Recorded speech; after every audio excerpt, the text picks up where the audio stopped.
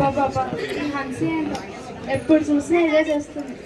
ఎప్పుడు చూసినా బైబిల్ చదువుకోవడం, ప్రార్థన చేయడం. ఏంటో కింద ఎంత చేసినా మార్పు రాదు. సరే మా అమ్మ ఇలాంటి వాళ్ళతో మాట్లాడొద్దండి, మార్చేస్తానంట. సరే ఒకసారి వెళ్ళి మాట్లాడదాం. హాయ్ హన్సీ, ఏం చేస్తున్నావు? బైబిల్ చదువుతున్నా. ఎప్పుడు చూసినా ఇదే పని. ఒక ఎంజాయ్మెంట్ లేదు, ఒక సౌండ్ లేదు, ఒక పార్టీ లేదా. ఎప్పుడు ఇదే పనా నీకు? ఎప్పుడు చదువుకుంటాను, బైబిల్ చదువుతూ ప్రార్థన చేస్తాం, మార్పు మాత్రం రాదేంటి? ఏంటి చెప్పా అలా మండిపోతున్నా? ఏమన్నా తిన్నావా, తాగావా? మన ఫ్రెండ్ సర్కిల్స్ లో నువ్వు అంటే నాకు అస్సలు నచ్చవు. నేను చూస్తేనే నాకు చాలా కోపం వస్తుంది. ఎప్పుడు చూసినా ఇదే పనా?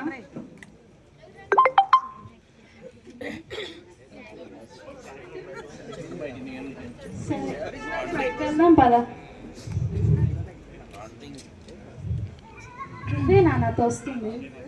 నేనే వస్తున్నా. అవునా, నిజమా? నిజంగానే నాతో?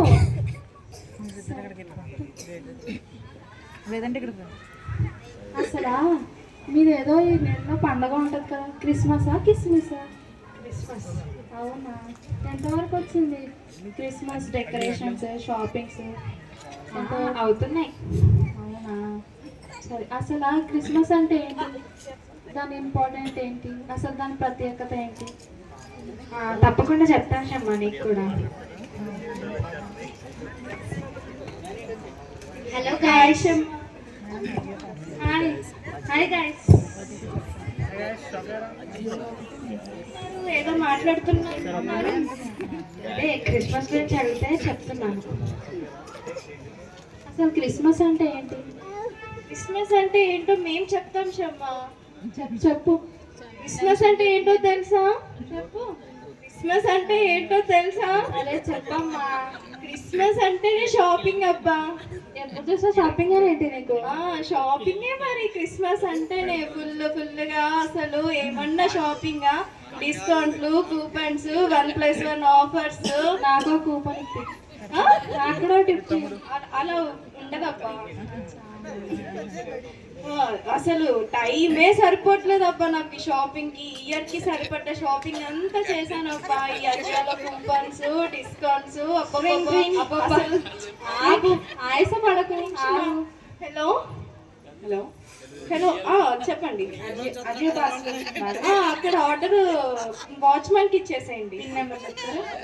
Pin number 0145. Okay ma'am. ఆయాసపడకు. అసలు క్రిస్మస్ అంటే షాపింగ్ ఏంటి? షాపింగే కదా మరి. అవునా, నాకు తెలియదు. Ring ring. Hello madam, Myntra నుంచి మాట్లాడుతున్నా. ఓటీపీ చెప్పనా? చెప్పండి madam. 0145. Okay madam, thank you. అక్కడ వాచ్మెన్ కి ఇచ్చేసేయండి. అసలు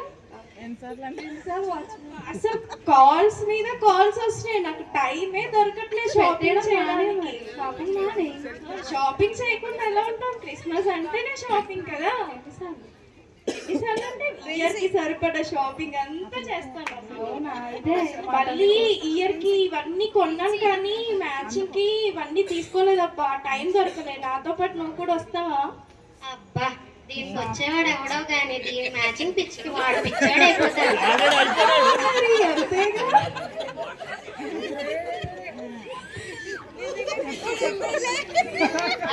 సెలవు మీరు ఉండు, నేను చెప్తా. క్రిస్మస్ అంటే డెకరేషన్ అబ్బా.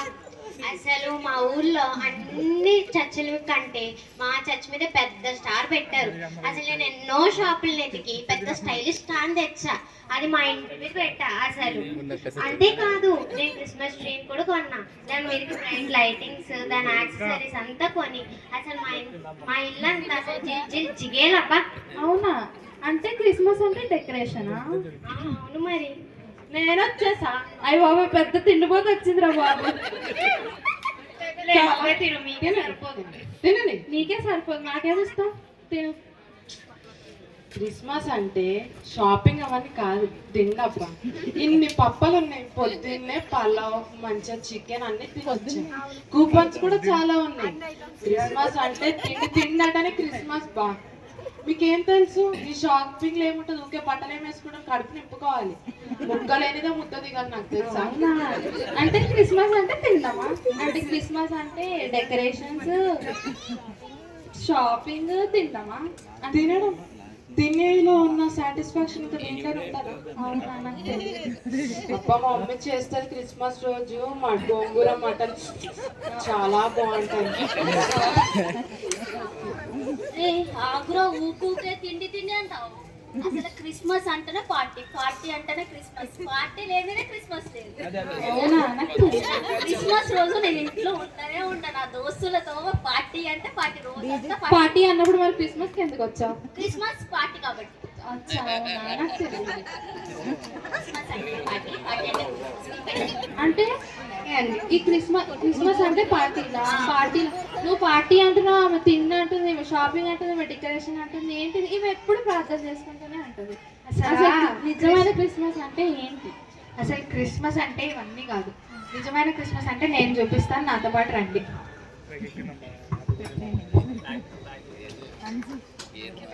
ఈమె పేరు మరియా. ఈమె ఎల్లప్పుడూ దేవునికి ప్రార్థన చేస్తూ ఉంటుంది. దేవుని యందు భయభక్తులు కలిగి పరిశుద్ధంగా జీవిస్తూ ఉన్న ఒక కన్యక. ఒకరోజు ఆమె దేవునికి ప్రార్థన చేస్తూ ఉండగా పరలోకము నుండి గాబ్రియేలను దేవదూత మరియకు ప్రత్యక్షమై ఇలాగ చెప్తుంది: దయాప్రాప్తురాల, నీకు శుభము, ప్రభు నీకు తోడై ఉంటాడు. మరియా ఆ శుభవచనం ఏమిటో అని ఆలోచించుకొంచుండగా దూత, మరియా భయపడకుము, దేవుడు నీకు తోడయుండును గాక. నీవు కృప పొందితివి, ఇదిగో నీకు గర్భము ధరించి కుమారుని కని ఆయనకు యేసు అని పేరు పెట్టెదవు. ఆయన గొప్పవాడై సర్వోన్నతుని కుమారుడు అనబడును. అందుకు మరియా, నేను పురుషుని నెరుగని దానినే, ఇది ఎలాగ జరుగునని దూతతో అనగా, పరిశుద్ధాత్మ నీ మీదికి వచ్చును, సర్వోన్నతుని శక్తి నిన్ను కమ్ముకొనును గనుక పుట్టబోయే శిశువు పరిశుద్ధుడై దేవుని కుమారుడు అనబడును. అందుకు మరియా, ఇదిగో ప్రభుదాసురాలను, నీ మాట చొప్పున నాకు జరుగును గాక అనెను.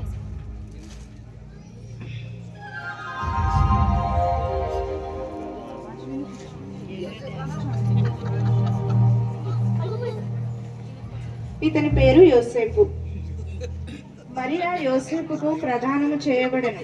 అయితే వారేకము కాకమునుపు పరిశుద్ధాత్మ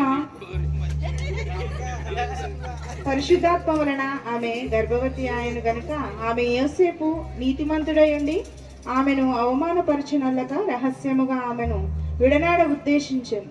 అతడు ఈ సంగతులను గురించి ఆలోచించుచు నిద్రించెను. ఇదిగో దేవుని దూత కలలో అతనికి ప్రత్యక్షమై, దేవుడి కుమారుడమైన యోసేపు, దావీదు కుమారుడమైన యోసేపు, నీ భార్య అయిన మరియను చేర్చుకొనుటకు భయపడకుము. ఆమె గర్భము ధరించినది పరిశుద్ధాత్మ వలన కలిగినది. ఆమె కుమారుని కనును. తన ప్రజల పాపముల నుండి ఆయన రక్షించను గనుక ఆయనకు యేసు అని పేరు పెట్టెదవు. అంతలో దూత వెళ్ళి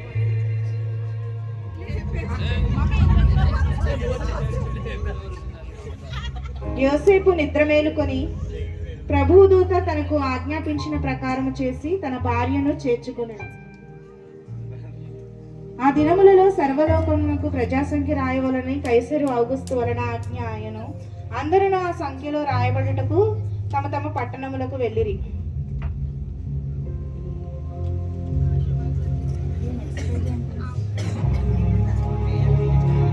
యేసేపు అలాగే తనకు భార్యగా ప్రదానము చేయబడి గర్భవతి అయి ఉండిన మరియతో కూడా ఆ సంఖ్యలో రాయబడుటకు గలిలియాలోని నజరేతు నుండి యూదయలోని బెత్లెహేమునకు ప్రయాణమై వెళ్ళిరి. వారక్కడ ఉన్నప్పుడు ఆమె ప్రసవ దినములు నిండెను గనుక వారికి సత్రములో స్థలము లేనందున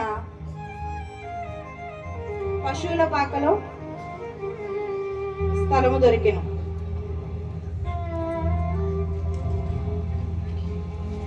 అంతటా వారు సత్రము కొరకు వెళ్ళుచుండిరి. మరియా తన తొలిచూలు కుమారుని కని పొత్తిగుడ్డలతో ఆయనను పశువుల తొట్టెలో పరుండబెట్టిరి.